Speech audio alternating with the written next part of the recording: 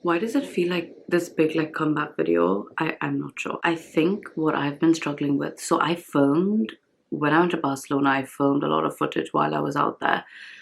And honestly, I looked back on it and the audio was so off. You can barely hear what I'm saying. And it just made me so disappointed because I was so excited for that video.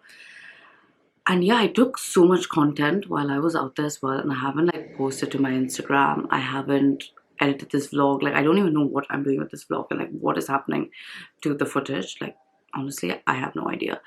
But I just felt super lost within myself. What do I want to be filming and what does my YouTube channel even consist of? Should I be filming on other platforms? I know the best way to like grow my channel is to post shorts and like videos of me basically like vlogging my life but in short form content, and I've spoken about this before and I just don't feel like short form content is for me. It's just not authentic, it's super fabricated, and that's just, yeah, it's just not my vibe.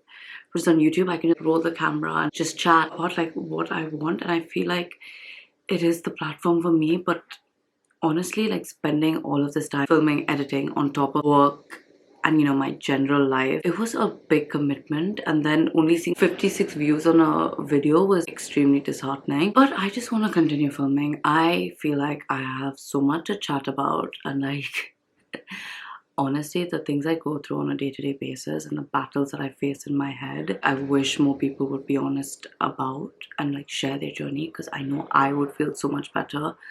And that's just what I want my channel to be about. It's just being super honest about how I'm feeling as a 26-year-old woman in London, a 26-year-old immigrant in London. And I just want to make a conscious effort of living authentically without caring what people think, because I think I fall into that routine of, oh my god, what are people gonna say? Yeah, I guess if you're seeing this and you feel called to do something but you're also embarrassed and scared of judgment, I'm here to say do it anyway and document it and just share it with the world, because whatever you have to say is so valid and your experience is so valid and you are so valid. I just want to extend this invitation of follow your dreams, and maybe it will never come true, but what if it does? I never really started vlogging because I wanted it to become monetized. Honestly, I don't even care about all of those things. I won't lie in saying that it was super discouraging. Obviously, after putting all that effort, I was happy with 150 views. For me, that was fine. But for it to like reduce, I felt like I didn't have anything worthy to say. I didn't have any value. And like, what was the point of putting all of this effort into something that I just saw no benefits in? And I realized that I want to continue vlogging. Like, I want to continue sharing my journey with fitness. Like, I went on a 4-week break from the gym. And that's also, I think, why I stopped filming. I was just so out of it, like out of my routine, and now I'm just back, and it's been honestly so great. There's just so many thoughts that I have in terms of fitness, in terms of my career. When I think about it, like I was this girl who had big dreams very early on. Honestly, when I deep it, I was 15 years old, maybe even younger, and I watched a Cadbury ad which was like tackling poverty with chocolate, and it was done on the BBC, I believe, and it introduced me to what economics was. And then I thought like, oh, I love this actually. Let me go study it. My goal, and at the time I was watching all of the British YouTubers, and I was thinking, I want to go to the UK and study economics. At 15 years old, my parents had no means of providing that for me. There was no plan. There was no possibility in my reality at the time that that was ever going to happen. And my grades at the time weren't great either. Yeah, so I was at this place where I was like, I don't know how I'm going to do this, but I'm determined to do this. And I just put in so much work over like my GCSEs. And even then my GCSE, I did okay in, economics, business, accounting, but I did really bad in all of my other subjects. Like I got B's. And I was the type of person who always aimed like really high. I always thought that if I work hard enough that I can get to that level. And so I just persevered, and even after GCSE, so I got 1 A star, 2 A's and 4 B's. And my dream was always to like be at the top even though I knew there were much smarter people within my course, I really believed that I could work so hard that I could almost achieve anything. And I really miss that aspect of being young and that aspect of myself. We had like a crystal in school. You achieve a certain number of A stars or A's or whatever, you get this crystal. And I just remember thinking, I want to get that crystal. And then in AS level is what we call it, in year 12, I got so close. So I got 3 A's, which is the highest you can get, right? And 1 C in math. And I was like, oh my god, it's another time like I haven't achieved this dream of mine. So another year goes by and then I'm like, okay, I love math, but it is not my strong suit at the moment.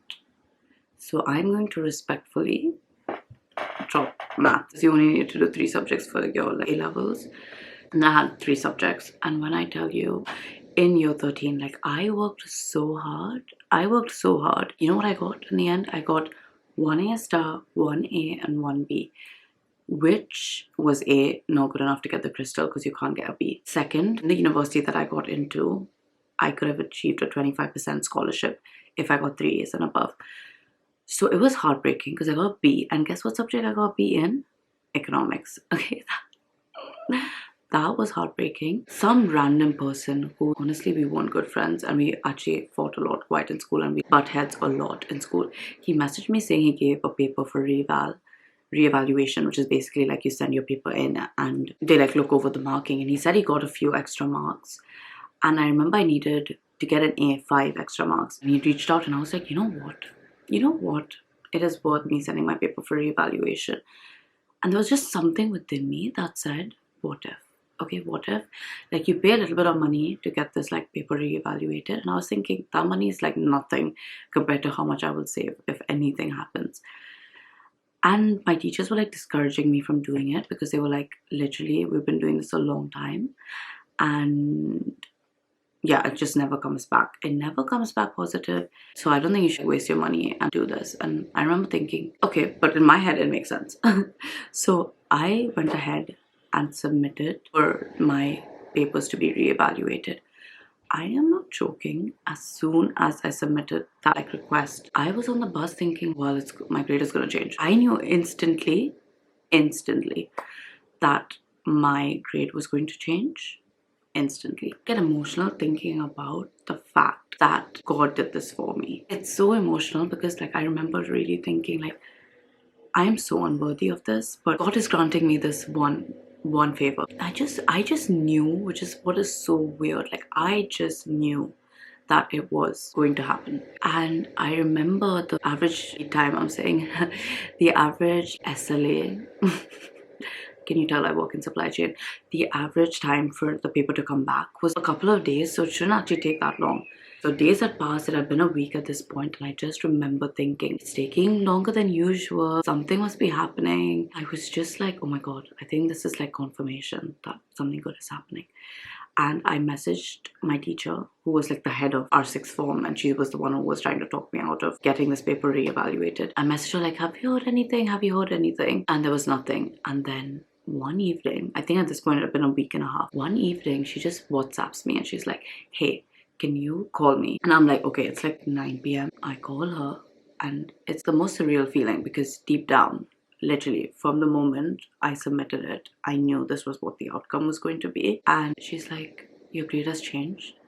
It went from a B to an A. They changed my grade to a freaking A. I saved around 25% and my tuition was, I think, like 16. So it was like 4k pounds. At the time, I was like, my parents are literally, everything they have, they are putting towards me going to the UK. And to be able to save them 25%, it meant so much to me. And it meant that I got my crystal. Like I got my freaking crystal and it has my name on it. And yeah, like what a dream. Like what a dream that this came true. What a beautiful story. I just love reminding myself of that story. It was such a surreal moment for me, you know, as a 18-year-old. And yeah, and then I came to the UK, which was a complete like miracle in itself. I was here and my thinking again when I came to uni was like, I have to get a first class degree because my parents have spent all this money. Like, obviously, I have to get a first class, right? Like, that's the bare minimum that I can do. And by the way, just to give you some context on my parents, they are both, they really don't care about academics. This pressure has never come from them. They have never pushed me to get like the best grades or like to be the best, or doesn't come from them at all. It is just this innate desire that I have always had. Anyway, so this whole like getting a first, that was completely like just me putting that pressure on myself. And then, okay, my first year I got 67%, which was a 2-1. And that's like really good, right? Like it is good. But to me, I was like, that's like horrible. Okay, so then I went into second year and I'm thinking, oh my god, I'm just going to do everything I can in second year to get my first, right? First year was a learning curve, whatever. I think I've got this. I've got this. But no one tells you your second year of your university degree is like literally the hardest year ever. I was shocked. It was so hard. I had this module called econometrics. When I tell you that module nearly killed me, it was so hard. I had my first proper panic attack the day before my exam for this module. Like it was really bad. And I ended up finishing my second year with 59.5. So from going from a 2-1 with these dreams to hit a first, I now have ended up on a 2-2. The way I felt in that moment was literally quite horrific. But then it was time for my placement year. So I got a placement, which in itself I was super happy with. My goal was always to move to London. That was like, okay, I made it in life. And I didn't get a job in London. I didn't get a placement in London. It was in this small town, but it was for a nice, like, reputable company. I was like excited, and I was also super grateful to have like found the role and be able to go on placement. I moved like completely by myself to this little town. And yeah, I made such a good group of friends there. It was a very good experience. In my opinion, I learned so much. I'm so grateful that I did my placement here because it also gave me a good break from university life and just helped me reflect on everything that was going on. You know, when I was going into my final year, I was so excited to be back at uni. And this was also like during COVID and everything like that. So now I'm like done my placement year. It's time to go back. I did all of the calculations, okay? I was like, I learned from my A-level experience, like I need to be strategic with the modules that I picked as well, right? I knew traditionally if I needed to pick modules that were more numerical or like more analytical, because in those modules you could score higher. And with most written modules, I could only get, best case, you can get like 70 to 75%. And luckily my degree was split up as your final year is 70% and your second year is 30%. So I believe I needed to get like on average 74.5% to be able to get a first. And I remember I had my first coursework. I got 68%, and I went and attended the office hour for one of the lecturers, and I was like, listen, you need to tell me what the secret is to get a first, because I need to crack this. I need to know what it would take for me to get up to a first. At this time, I was also watching study vlogs, and that's when I really started enjoying vlogs. And I really learned so much. I watched a YouTuber called Holly Capriel. If you're in university, I would just watch her structure her day and how she would write essays. Really eye-opening, because I could learn from someone else on like how to adopt these different study habits. I learned a lot, and I applied everything that I thought I knew, and I still got only 68%. So I go into these office hour and I'm like, hey, I only got 68%. Please tell me, what do I need to do to get above 70%? Because I need to average 75 across all my modules. And he was like looking at me, are you okay? Are you actually okay? Because 68 is a good grade. And I was like, I know, but you don't understand. I need to get up for it. I really need to. And he gave me a few tips on what I could have done to just get that mark a bit higher. He's like, you are so close. Like, you're basically there. You don't beat yourself up on it. And I was like, yeah, that's fine. I ended up topping that module. Like, what? So I'd had 3 modules per semester. I got first as well. I got first in all 3 of my freaking modules. And you know, I was like so surrounded by people who also were like quite driven to get a first. And I was with this other girl who was at uni with me, and she was definitely much smarter than me. And she was better at math. She was just better at everything. Like economics wise, she was definitely smarter. But I just put in the work. If you told me like I would have gotten a first over her, over other people that I knew on my course, like I would be like, you're crazy. Like, you are crazy. because I genuinely didn't think I could do it. All I knew was like, this is the breakdown. I am literally just going to focus on like the inputs and like what I can control. The way I studied, I had like a whole Notion board.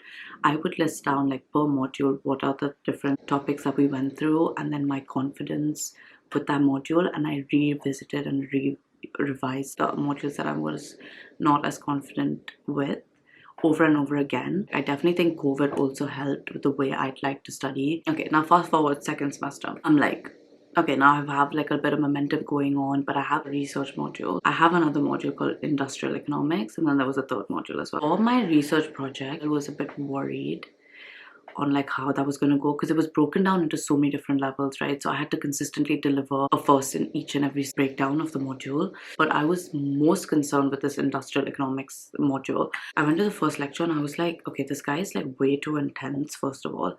Second of all, this is so hard. Like, this is so hard because it was called industrial economics, and it was all on competition policy. And it wasn't just policy theoretically, it was like models, seeing anti-competitive policies and how that is bad for society, and we had to model everything. I was like, this is crazy. Like, I am not going to be able to get a first on this, and I was considering changing my module. One thing that stuck with me though, I think it was around my second module, like second lecture that he said this. He was like, I'm not going to cap your grade at 70, 75%. Like, you give me everything that I need and you can score above 80. I thought it was impossible to get 80 on an economics module. So I was like, okay, challenge accepted. This is a new goal of mine. I'm going to get 80 plus. Okay, so now my goal is get a first, but also get 80 plus on a module, which honestly I didn't need. I needed to average 75%, but I was like, it gives me a good buffer. When I tell you, I had to work so hard on this module. I wrote a document. It was around 80 pages of just practicing questions. And yeah, I prepared this like 80 page document with like everything, all my essays, practice all my drawings, and I was like good to go. And yeah, I did the exam. So I've done like 3 of my exams, and it's time to get my result. What has happened with my degree? Did I get a first? I got, I think it was 69.9% or 69.8%, something like that. And I'm like, oh my god, that is a first, right? Like, that's a first. Overall, that's what I got. And I'm like, surely that's a first. I messaged the program tutor. I'm like, is that a first? Can you please tell me, like, what did I get? And she was like, everything above 69% is a first. Congratulations.